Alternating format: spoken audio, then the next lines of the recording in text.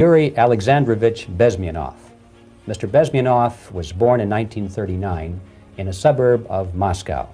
He escaped to the West in 1970 after becoming totally disgusted with the Soviet system, and he did this at great risk to his life.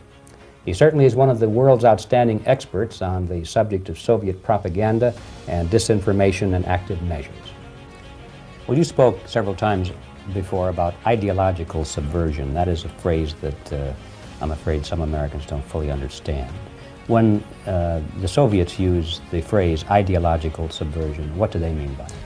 Ideological subversion is the slow process which we call either ideological subversion or active measures, активные мероприятия in the language of the KGB, or psychological warfare.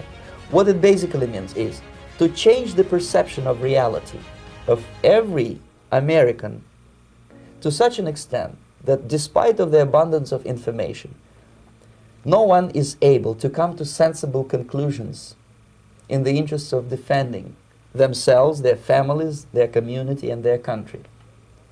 It's a great brainwashing process which goes very slow, and it's divided in four basic stages. The first one being demoralization. It takes from 15 to 20 years to demoralize a nation. Why that many years? Because this is the minimum number of years which requires to educate one generation of students in the country of your enemy, exposed to the ideology of the enemy. The demoralization process in the United States is basically completed already. Most of it is done by Americans to Americans, thanks to lack of moral standards. As I mentioned before, exposure to true information does not matter anymore.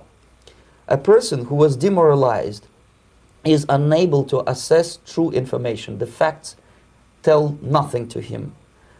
Even if I shower him with information, with authentic proof, with documents, with pictures, even if I take him by force to the Soviet Union and show him concentration camp, he will refuse to believe it until he is going to receive a kick in his fat bottom. Then he will understand, but not before that. That's the tragic of the situation of demoralization.